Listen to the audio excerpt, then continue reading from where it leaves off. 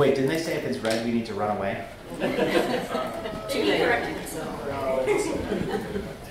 But is that good now? It's good. Okay. All right. Okay. Good. Hi there. I'm Jason Pamental, and thankfully, I know we do see a lot of familiar faces here, which is always kind of nice.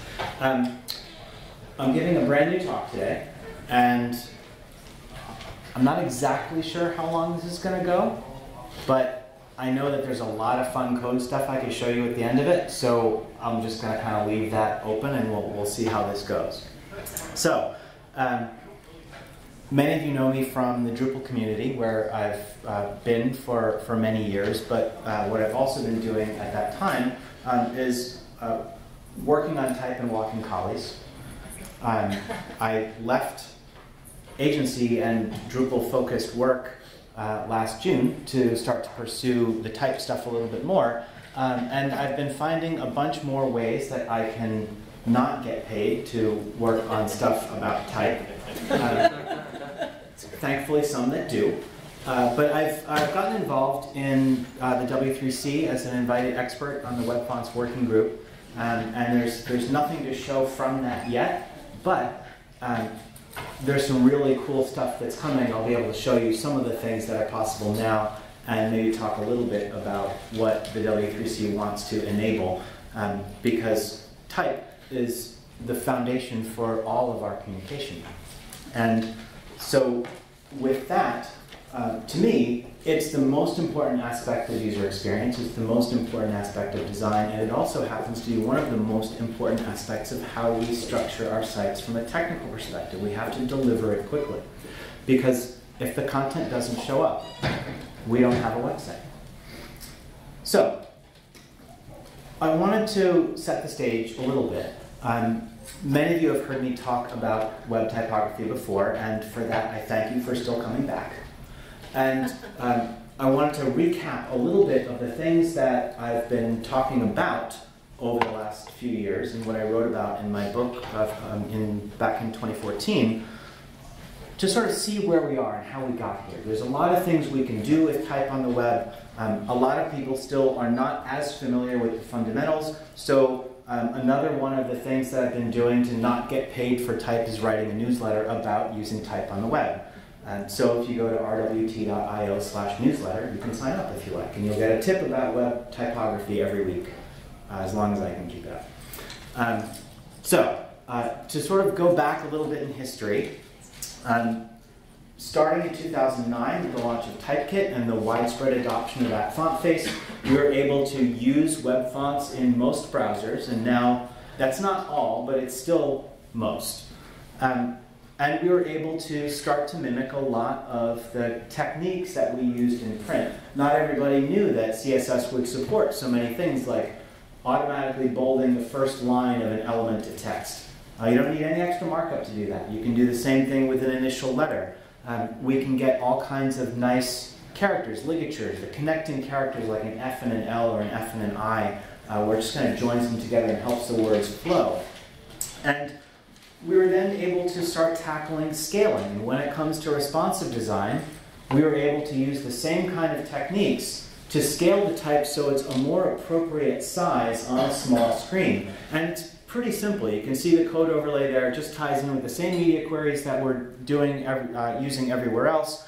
You have your mobile first size, and then when the screen reaches a particular size, you can scale it up. The reason being, the larger the screen, the greater differentiation you need between elements in order to have them really stand out for the reader.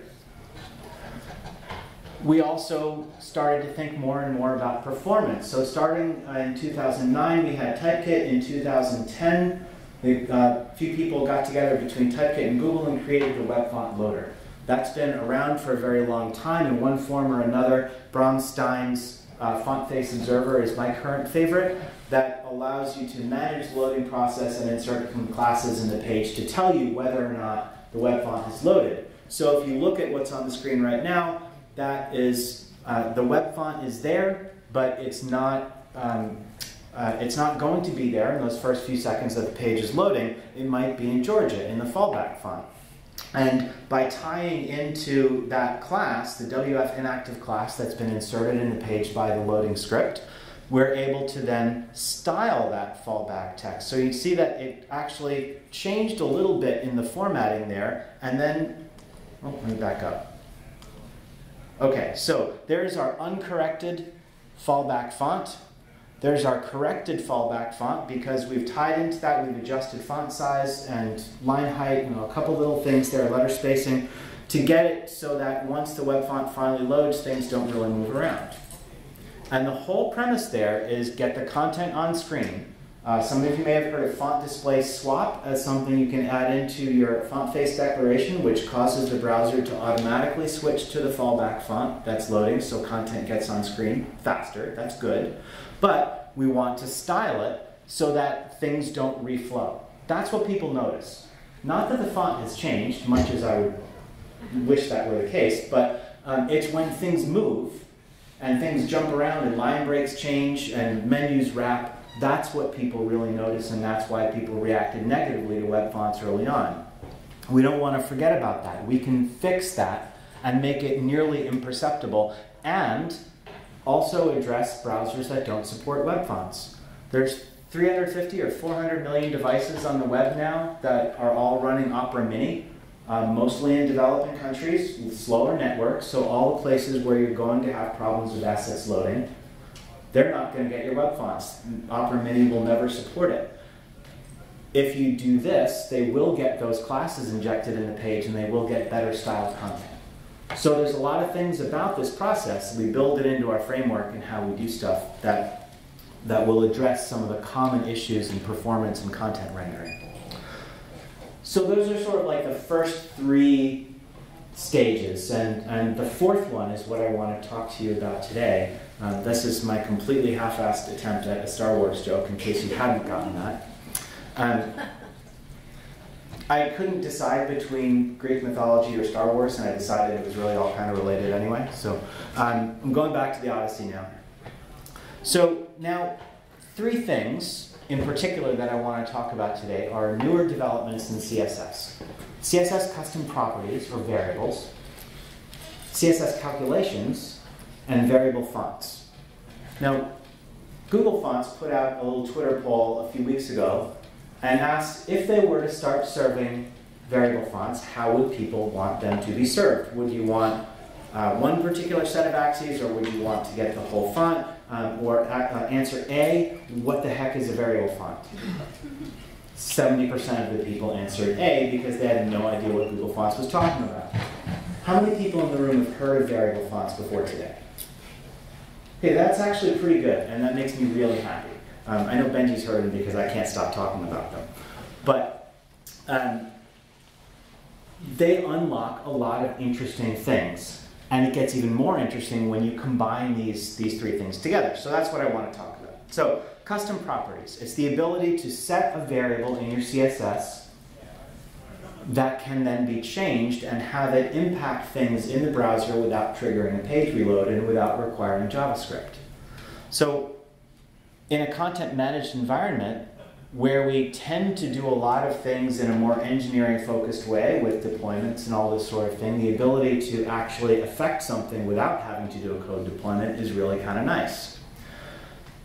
So that's interesting. We can create some variables and then we can scope them. They're naturally scoped inside the selector. So if you set it at the root, which is what most people tend to do, they will then be available throughout all of your CSS, but you can then override it, for example, inside a p tag and say I would like it when it's being applied inside a paragraph to be this instead of that. And we'll look at a few different ways that we can do this, and it helps you avoid rewriting a lot of your CSS. It helps you stay dry. So you'll notice the title just changed because I changed that one variable. So in certain circumstances, you could override that variable assignment, or you could tie it into a theming system that you might build into your CMS. Now we can also start doing some things with calculations. You can see what that looks like in the bottom right corner, where you can actually start to multiply those values times something and come up with some value. Now, where this starts to get interesting is once it starts to get a little more complicated. But in an example like this, you can see we can start with a plain number value that we might use in some scenarios and turn it into a unit value simply by multiplying it by one of that unit. So if I wanted this to be 5m, I could just multiply it times 1m. In this case, I multiply it times 1 VW, or viewport width unit. Now we can go ahead and impact weight. So I changed the heading, the heading size, and when that class is applied, it made it bigger. And now with a variable font, actually having access to changing the weight of the text without loading another file, I could decide 700 was a little bit too bold. Maybe I really want to make it a little bit more Apple-like, perhaps, and get it back on that one line and reduce the weight down to 150. I was able to do all of those things just by adding or taking away classes on the page without having to rewrite any of the other CSS about setting that chunk of text. So this starts to get more interesting the more we start to do. So any one of these things on their own is novel, but it's not really transformative. Where we can start to look at this layout here and think, okay, we've got a large heading, some slightly smaller headings, and paragraphs of text. And we don't want to rewrite all of our CSS about every one of those kind of objects. We want to control the size based on its placement in the layout. So in the small ones on the bottom that have a small card class applied to it, and then we stick it over in the sidebar, all we have to do is override a couple of those variables and scope it to only be applied when it's inside something with that containing class. So we can start to take our design system and move these things around, not be tied to really extensive class names, and there's nothing against them or these other naming syntaxes, but they can be a little bit overbearing when what you really want to do is actually have a uniform system that applies across every component that you have. That's the whole point of a design system in typography, is to have consistent visual presence and hierarchy across the whole design. We want to keep most of those things the same. We want to preserve rhythm, we want to preserve typeface, and we want to have it make sense from a hierarchy standpoint, meaning all we want to do is tweak these two little parameters. Being able to do that with the CSS variables is really kind of nice. Now, once we start to look at this same thing on a small screen device, we've played with a few other things here. And the keen observers among you, I don't really expect you to have actually been paying attention, but the title is now back on one line, and there's a few more words per line in the text below. I did not change the type size. All I did was change the character width. Font stretch, or width axis, is another axis that's available in this particular typeface. So just like with our media queries in other instances, we can change the width of the characters on the smallest screen so we fit a few more words per line and have a smoother reading experience. And then on a larger screen, so we've set a bunch of these variables here for minimums and maximums. And then starting here at the small screen and getting larger, the width got much wider, and it's a little bit more open, there's a little bit more line height, and there's a little bit more type size. All of those things help people adapt to the context in which they're in and get a smoother reading experience. And this is where I induce some headaches a little bit with the math. But we're going to break this down. And the beauty of this is you write it once, and you never have to revisit it again, because all you need to do to introduce a different typographic system is change some of those initial variable assignments. This code doesn't have to change. So what that code is doing, the big chunk up there, is scaling the line height and the font size smoothly from the low end breakpoint I specify to the high end. So it starts at, let's say, 2M on the low end for the large heading and 3M or 5M or whatever it is at the high end.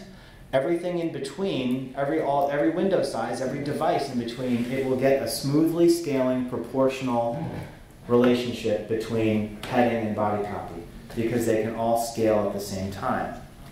And again, just by in the media query, we reassign some of these variables. That's really all we have to do.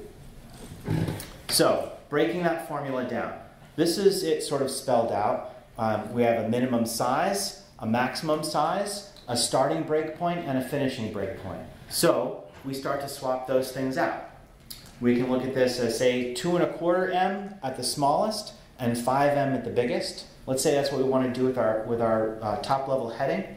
And we want to start scaling once we reach 25 em minimum width viewport. Think turning your phone sideways.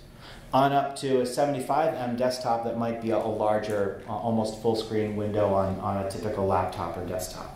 So what that means is that value will just smoothly scale along that continuum from 25 to 75 em and then stop. So this is the big drawback, or one of the big drawbacks with viewport width units and text. It does a great job of scaling the text with the window, but it doesn't have a low or a high-end stopping point, so your heading can end up smaller than your body copy, or just scale on up forever and get really ungainly on larger and larger screen devices.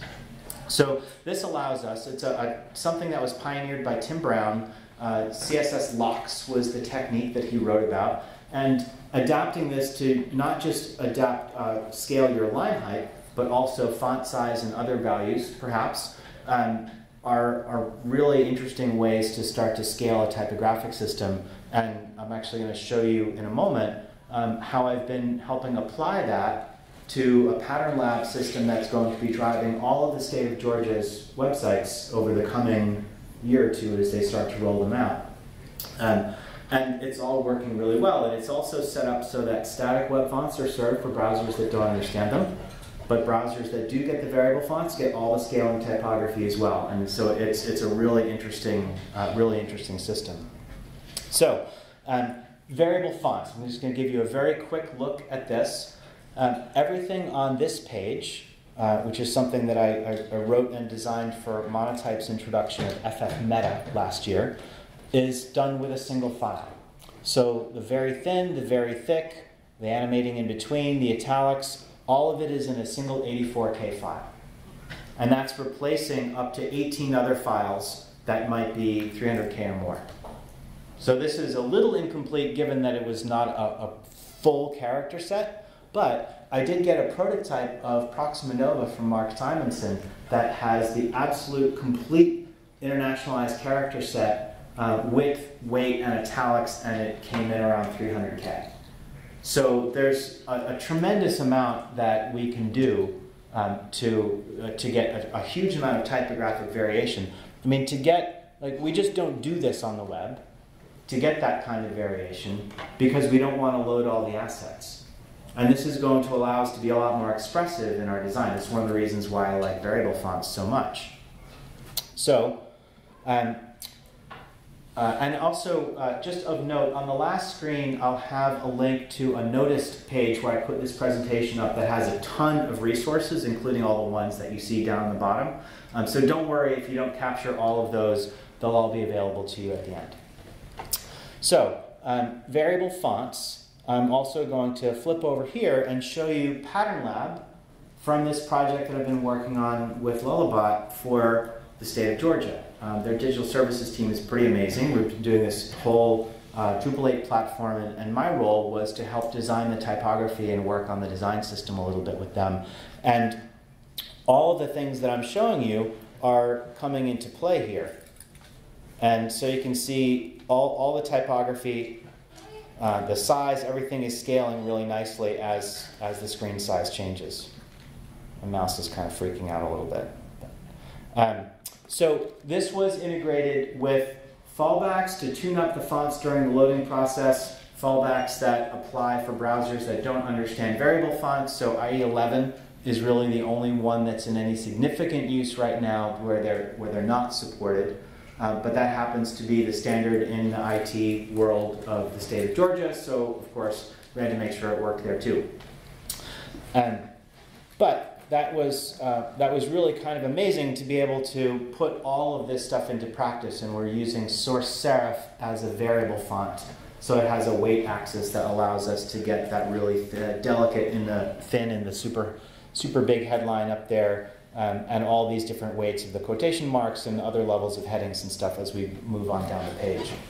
So we're really pleased with the character support and the performance that we got with that. So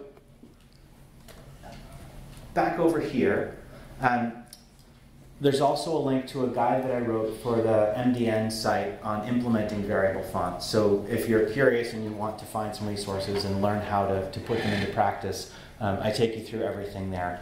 And all of the basic axes of variation and how to implement them, what's supported in different browsers, and how the best practices are so far, and other ways that you can implement stuff. So this is kind of that full system put into practice in this little demo. So we have our breakpoint variables assigned.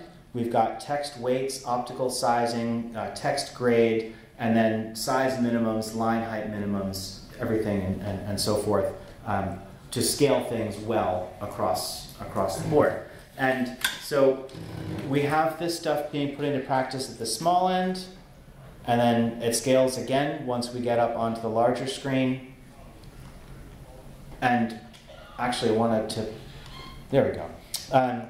You see some of the other things that I'm playing around with in here are optical size and width, so that way we can tailor this experience a little bit more. And you can see how those things are applied. Font stretch is, it's actually been around in CSS for a long time. It just never really did much because fonts didn't support it very well. But that is what ties to the width axis, and that needs to be expressed as a %.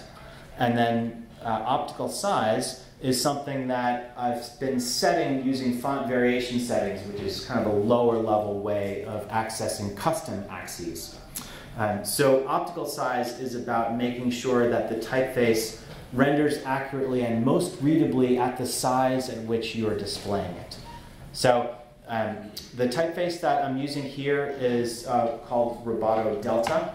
It was commissioned by Google and worked on by Type Network. If you Google Roboto Delta, you will find it on GitHub, and you can play around with this yourself. It has width, weight, optical size, and grade.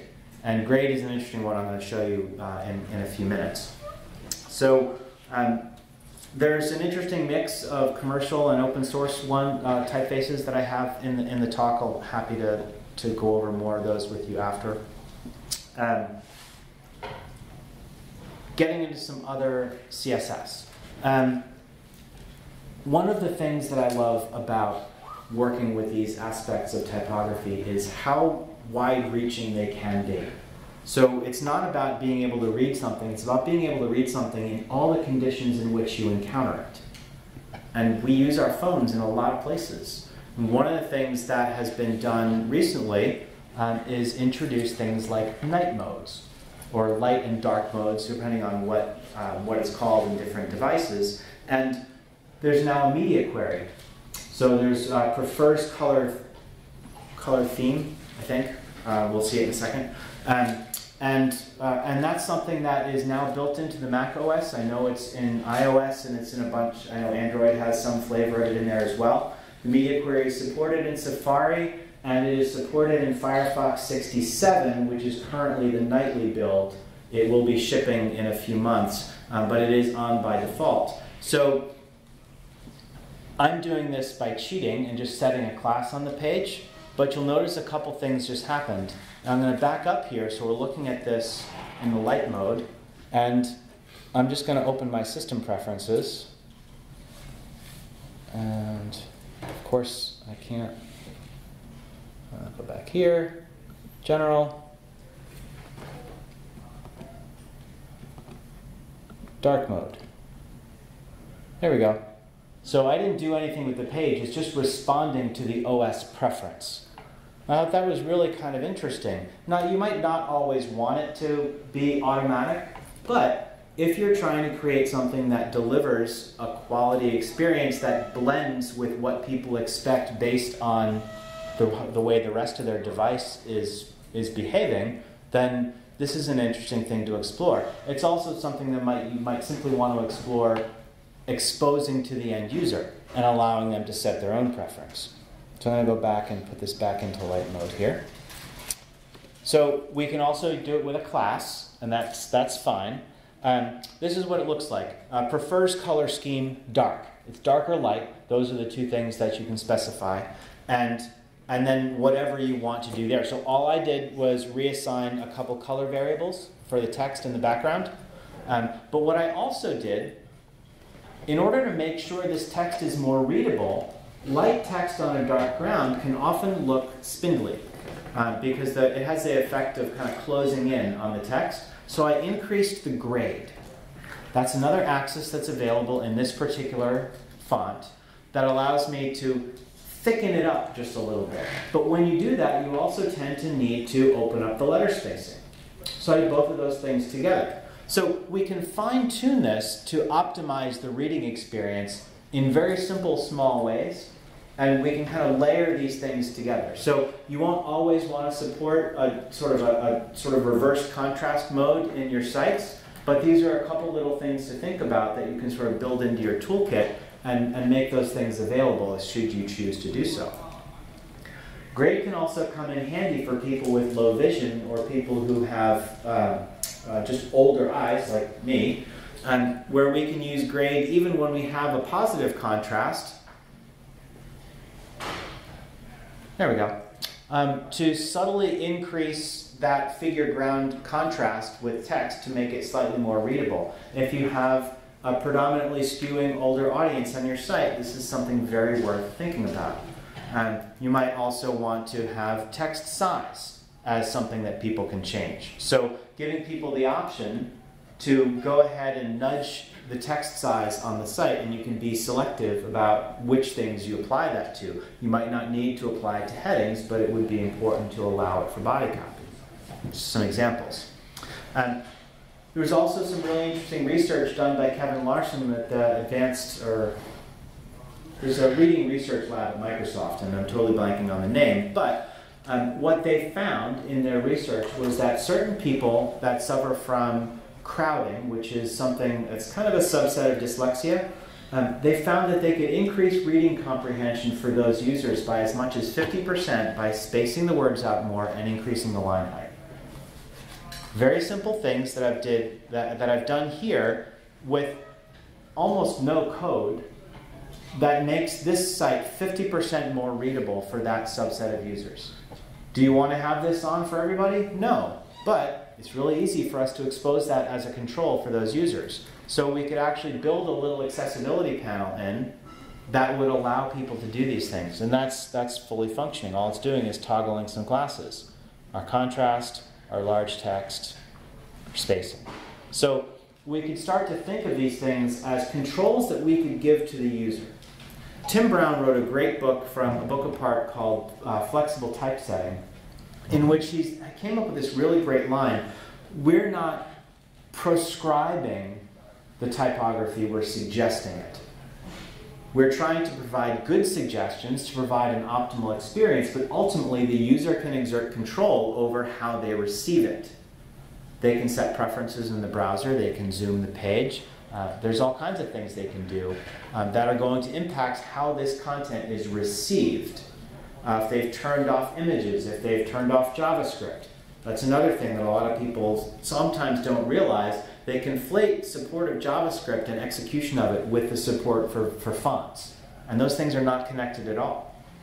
They happen to be tied with Typekit for a very long time because Typekit only allowed you to use it via a JavaScript embed, but they're not actually tied. So if your goal is to provide the optimal experience that's probably tied to the typeface that you selected, don't cut that off simply because you've tied it into JavaScript. These things are all supposed to be enhancements. So we want to actually put some control in the hands of the user. We can expose some of these things and make it easier for them to make it a positive experience for themselves. I'm also going to come back to this idea of the layout again here for a moment, just to look at things that we might do with variable fonts in a circumstance like this, where we've decided that, there we go. We wanted to do things like change the layout based on the available side of the screen to preserve the readable text. It's kind of going haywire. There we go. So here I've used grid and the min and max with a media query to decide what I want to do with that text and resize some of those elements and the way it scales based on the width of the screen. So anything that's in a teaser card, so if you imagine working with Pattern Lab or some other component-based design system, if you have a display mode that applies this particular class, you know it's going to be someplace else in the layout. You can impact things just by, again, reassigning a couple of those variables so that it still scales. It's still going to move proportionally with the rest of the design, but it will do so in a more appropriate manner with the right level of hierarchy. Now, I've talked about a whole bunch of things that do require a lot of work. Setting up the loading practice, the fallback fonts, fine-tuning everything, thinking through all of the different typographic rules you would like to follow. Nobody has time to do that from scratch all the time. That's why everybody works with base themes. It's why they work with distributions. We do these things to save us time. The thing that I really appreciate about how this has come together as a typographic starting point is that it's very easy to tweak for your specific needs. So we can very easily change a variable for the font stack and change a couple things about font sizes and haven't changed a line of code in that core typographic system, but I've changed the typeface and the sizing and the look and feel just by adding a few variable reassignments. So thinking of this as a starting point for your project, so you don't have to do this all the time. You can take that formula and put it in a mix-in. You can do all kinds of things to make it simpler to plug this into your project. Now, I didn't have time to do this before I started here today, but I am going to be putting all of these sample pages in a GitHub repository or on CodePen so people can grab them and play around with them. But that's the whole point in these, is so that you don't have to reinvent this wheel all the time, but you can get better outcomes and better typography by using this as a starting point that you make part of the rest of the work that you do. Thankfully, I do have more time to go into some more stuff, so I get to show you this. One of the things I've been working on with my friend John Barry was a project that he had with a book that a friend of his had written, and he wanted to make it an ebook, but the problem with most ebook formats is they don't actually support a lot of really good typography. It's kind of ironic. But the EPUB 3 standard does support more, but there aren't very many readers that implement it.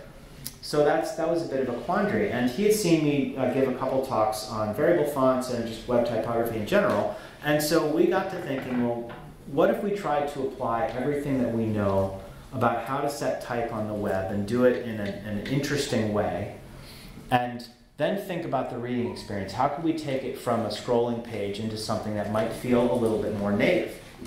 And that brought me to a couple more things that are developing in CSS. The multi-column, which is there, but there's definitely some bugs.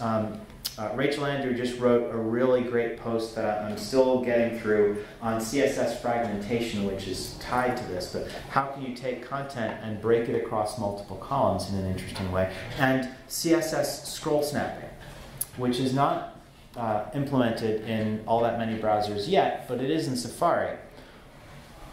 How many people have used @supports to use feature detection in your CSS? Couple, not many. The reason I ask that is it's the same way you can make it safe to implement variable fonts now, is you can use an @supports query, which is similar to a media query. It says, if it supports this particular thing, execute the CSS. So if it supports font variation settings something, then it understands variable fonts, so execute that CSS. If it supports CSS scroll snap, then you can execute things differently. So in this browser, this is Firefox Nightly, we can see that it's just long form text.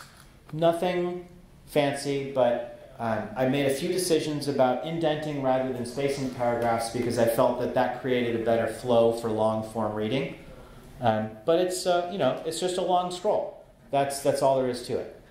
But with those things, a multi-column and scroll snapping in Safari, we could do something a little bit different. So here, I've added a couple things that only show up and come into play if it supports scroll snapping. So now I can smoothly scroll sideways with a swipe. So it's all very sensitive to touch as well. I didn't do anything. There's actually not a single change in the HTML of that page between these browsers. But by setting the column width to 100 viewport width units and using Flexbox to kind of space these things out, I now am able, with a little bit of extra JavaScript, to create a div that's one screen wide that goes out as many pages as there are. So I've had to layer a little JavaScript in, and I've also added a little backup with buttons here, so I can click those if I want, or I can just swipe. So I'm trying to see what we can do to create a more interesting reading experience.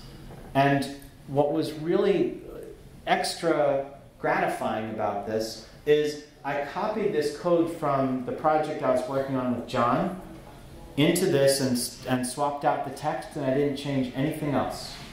So this is a perfect opportunity to be pulling content out of a CMS into a template like this to create that book-like reading experience. Magazines could do it. There's all kinds of things that you could do and work with multi-column and actually get that kind of paged support.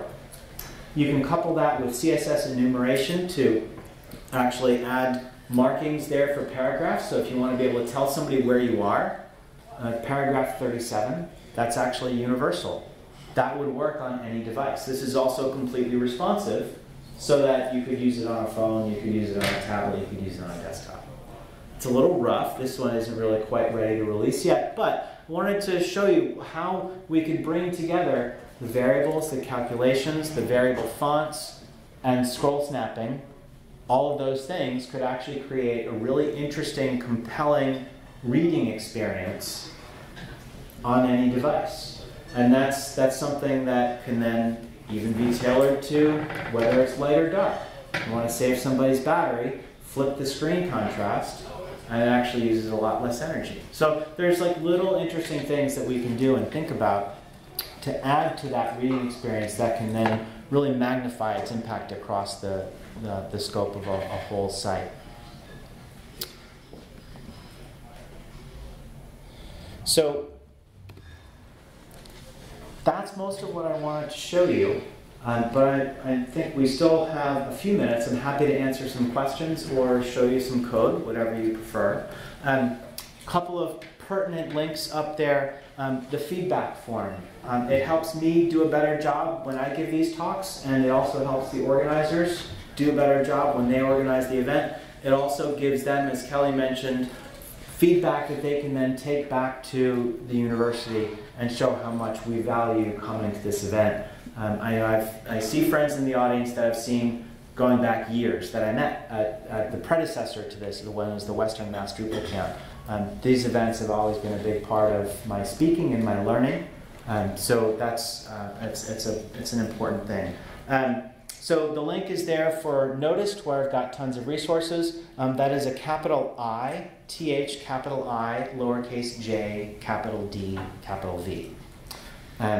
So that will get you a whole bunch of stuff there, resources and things like that. The slides are there. I have to revisit that a little bit because it's embedding the actual HTML and CSS. It's another thing that was worth pointing out. All of this stuff is live in the browser. These are all real fonts. It's all real CSS that you can play around with. And then if you're interested in getting some more of these tips every week in a newsletter, then go and sign up, and I'll happily include you. Any questions? So this is my first time here, and so my first time hearing you speak. But so variable fonts are very new to me. I was a little confused. What is I'm not sure I understand the difference between grade and font weight. So it's a very subtle distinction. So the question was, what's the difference between grade and weight?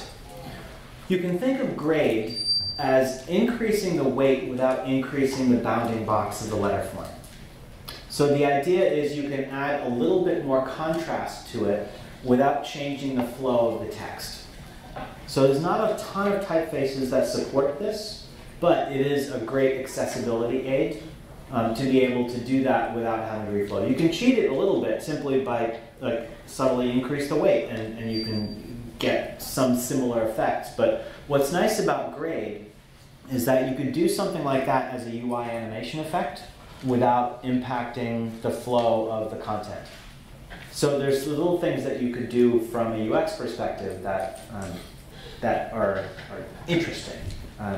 Maybe not revolutionary, but nice things, the layers to add. Thank you. Sure. Any other questions? This question might not even make sense because this is new to me, so I apologize. But No worries. are the fonts that support these that are created, are these like settings that any foundry can make new fonts that would ship, for example, with an OS? Or is this like a very specialized subset of supported fonts known as variable fonts? So it is technically an evolution of the open type specification, which is the same specification that all fonts are created with.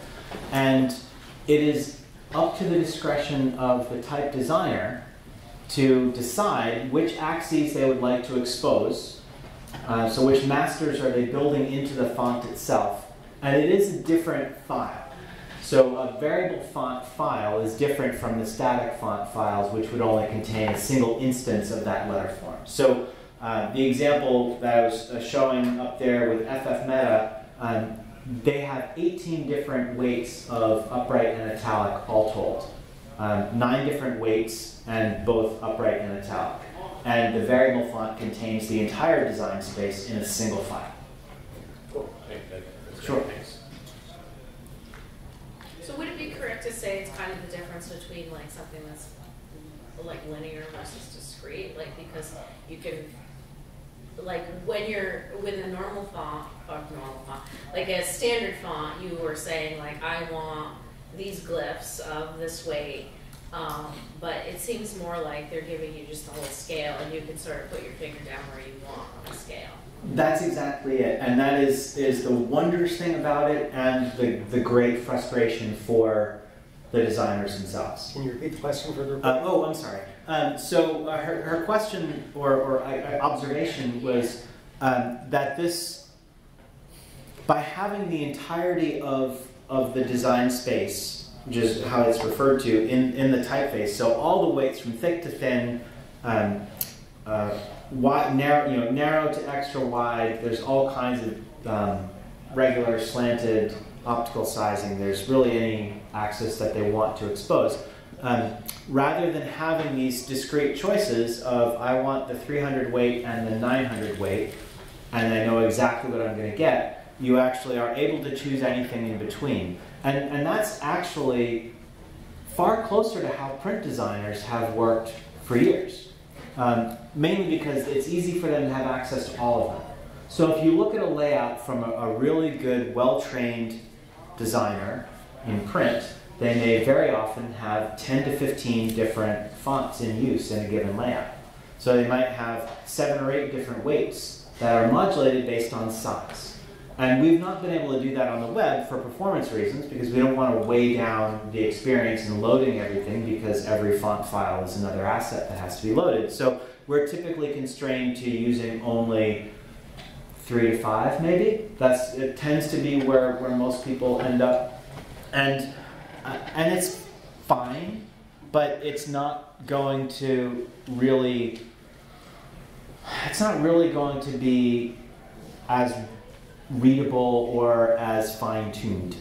And so that's what's really kind of nice about having the variable fonts is that you get to pick these things at every size heading, every application of it, you can be tuning the weight and the width as much as you want. How is the variable fonts and your backup fonts affecting your testing of the Georgia site?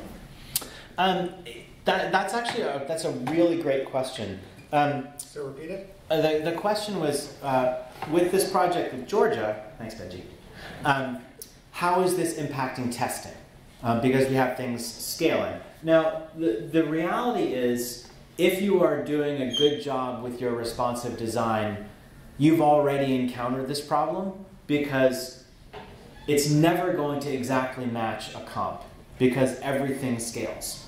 This is scaling even more, so it does, I don't know why I can't keep the screen on. It does present its challenges. What we have settled on, I guess I'm just not going to get anything on the screen anymore. Yeah, I guess it's time. What we've settled on is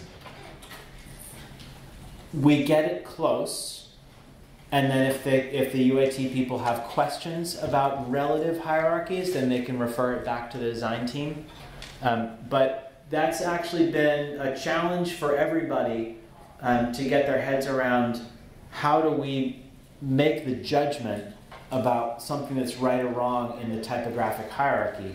But the reality is we want to focus on what is more important than the other thing. And that's so the signifiers that we have are size and weight and italic.